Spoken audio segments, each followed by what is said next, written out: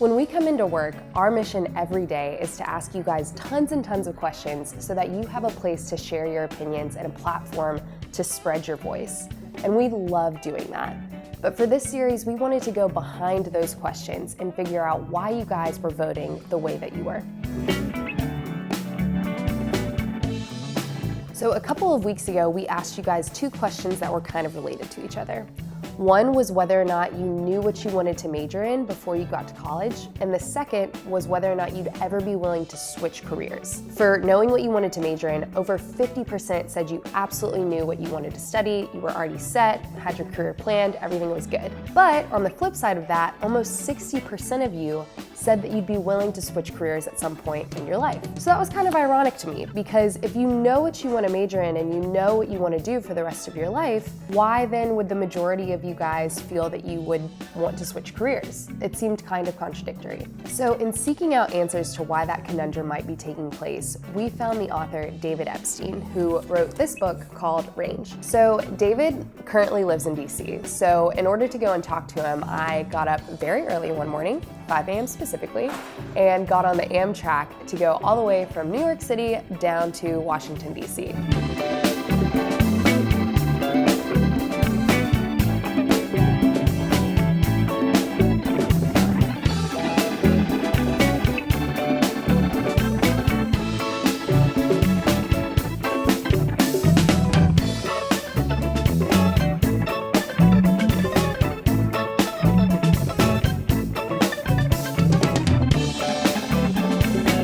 So I'm sitting here in front of the National Mall with no makeup on.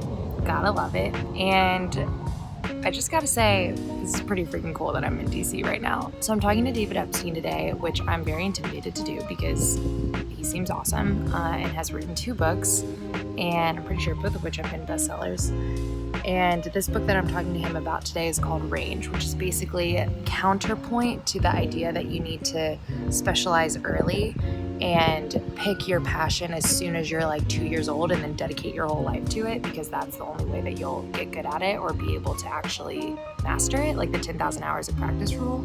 He basically bucks that and says, no, that's not the case. Look at all of these people over the course of history that have tackled really complex problems and have been able to do so by drawing on experience and expertise in all of these different areas. So per the title of the book, his point is you should have range. I guess one of the not so secrets of both of my books is that I'm partly investigating things I became interested in because of my own life trajectory. So David has had a ton of different careers. He's been an athlete, he's been a scientist, he's been an investigative reporter, a sports reporter, and now an author.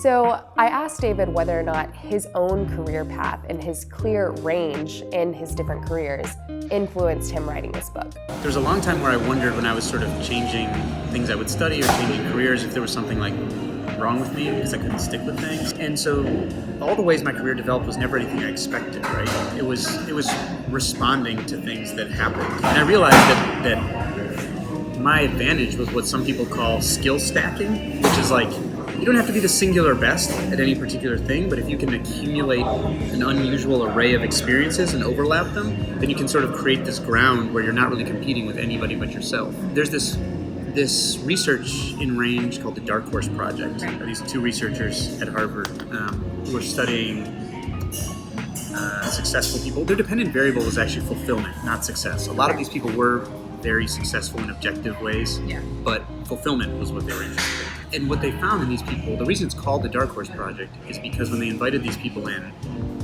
just for like informational interview initially, the people would say, well, don't tell people to do what I did in my career, because I started in law school or whatever and it wasn't a good fit, so I left, and then I left another job and I kept zigzagging around and I was behind, or maybe I realized what I wanted to do didn't exist, so I had to start something. So I came out of nowhere. And their common trait was this sort of short-term planning, where instead of saying, here is what I shall do in 10 or 20 years, they'd say, here's who I am right now, here are my skills and interests, here are the opportunities in front of me, I'm going to do this one, and maybe a year from now I'll change because I will have learned something about myself or my options. And they just keep doing that until they arrive at a place where they are fulfilled. Part of what David kind of explained was when you take someone who has a very thorough understanding of science and you put them in the context of Sports Illustrated, suddenly you're the genius that knows everything about science. And that really stuck out to me because that is so true. When you know about a particular subject that nobody else in your field or your job or your major knows about, you are the unique expert at that point because you have an understanding for this subject that everybody else knows about, plus context from something different. And when you think about range in that way, it becomes a much easier concept to kind of take hold of. So once I got a better understanding for David and his career and why he came to write this book, my main question was, how the heck are students supposed to actually get through their education with this advice in mind? High school students, frankly, don't have a ton of choice in their life. Like, a lot of their choices are circumscribed. Exactly. But there's something you mentioned that I want to highlight, which is this idea that there is this perfect match for you, right? It's like the career version of the soulmate idea, right? That there's this singular person out there for you. And this is what Herminia Ibarra, one of the researchers I write about, she studies how people find good match quality, which is what economists call the degree of fit between their interests and abilities and the work that they do. Super important for your happiness and performance. She calls this the true self model, right? This idea that there is a singular you that should be doing a singular thing out in the world, whereas all the research suggests that is not the case. There are many possible yous, right? And there's one of my favorite writers, Haruki Murakami, says we're all like a raindrop that fell in one trajectory and assumed that's the only one that ever could have been. But it's not the case. Like, there's a lot of, you can iterate. I mean, I've gone through different versions of myself, and I'm not that old. And so I think we have to remember that we learn by doing things, or as Herminia says, we learn who we are in practice, not in theory. And what she means is that there's this whole industry of personality quizzes and career gurus who want to convince you that just by introspecting and thinking about yourself, you can find your true self and know exactly what you should do. But in fact, all the research shows that you learn who you are by trying things and then reflecting on them. Still though, it's important to recognize that for pretty much all students in the entire country, you guys are beholden to the education system. There's only so much freedom that you have to study all these things and just kind of be who you want to be, and like, it all just sounds like a dream world for people who love to learn. And David fully recognized that. I don't think it's totally fair to put the burden on individual students. They're in a system, right? Yeah. And systems get the results they're designed for. And our education system was designed for an industrial economy. And so I think we have a mismatch between our education system and the world we're actually preparing people for at the moment. And I don't think the whole burden can be on students to just buck the system, basically, that we need systemic change. Because students are a little bit in the position of having to play the game, right? It's being enforced on them. So I think the best thing they can often do is, whatever they're doing, early on, since there is this great return to learning about yourself, just be more reflective about the things you're doing. And I think the realization that you're more often in the position of preparing people for jobs that don't exist yet, in many cases, means that the only thing you can really prepare them for is this kind of conceptual thinking that they can then apply to different types of work.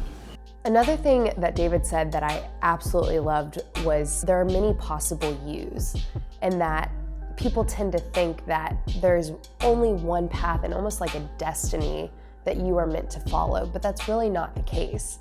He makes the argument that you could be many different things in your lifetime, so why not try to find as many of those as you can? You don't really know your talents until you have to try to use them, right?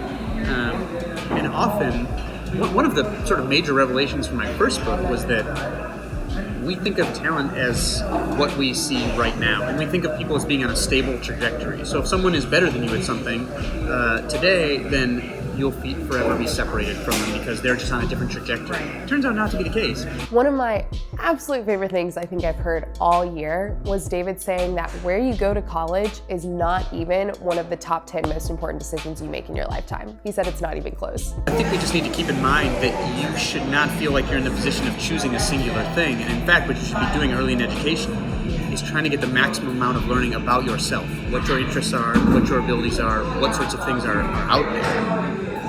But that's not really the message you usually get about education, right? It's like, drill down into this class because you need to go to a particular college which sets you up for the trajectory for your rest of your life, which is blatantly untrue, right?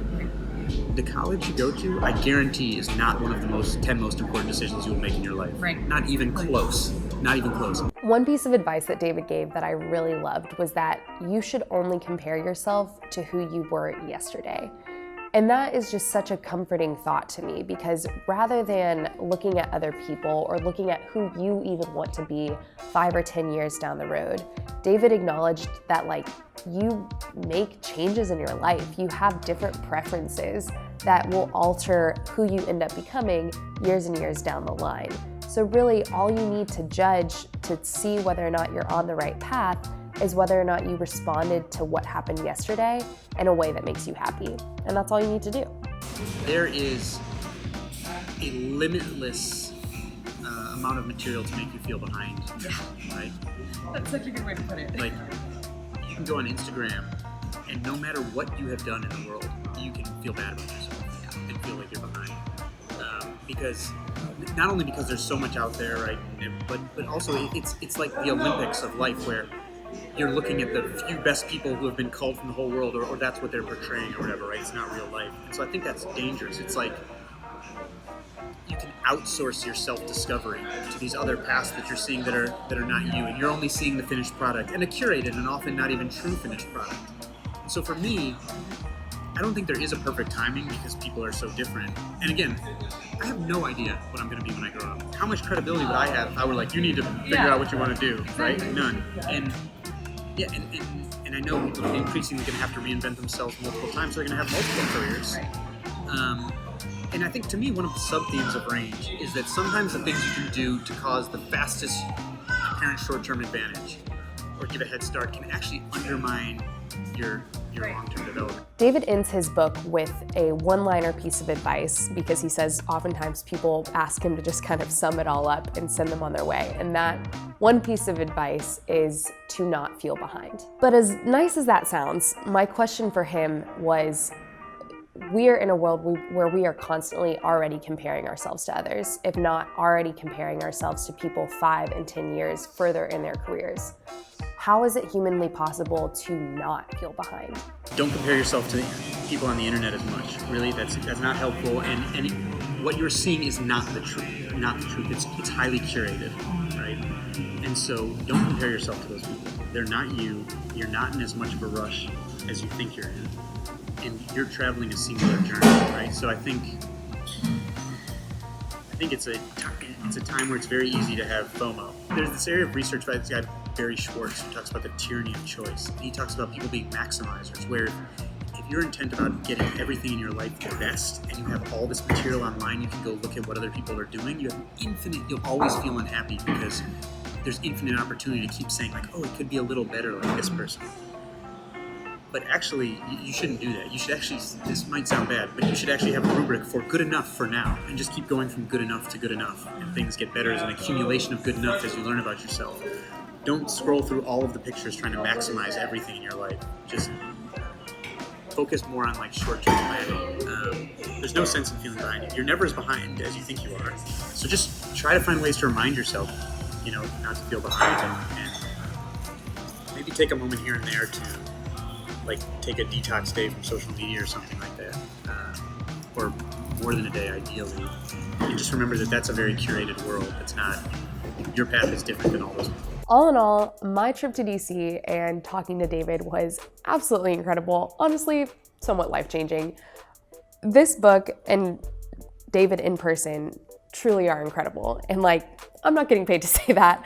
I really loved reading this book, and I majored in English. I love reading, I love writing, and this was such a good read because you learn about so many different figures in history that people often idolize as being the perfect image of specialization or of range, and you see so much deeper into how they got their careers where they are.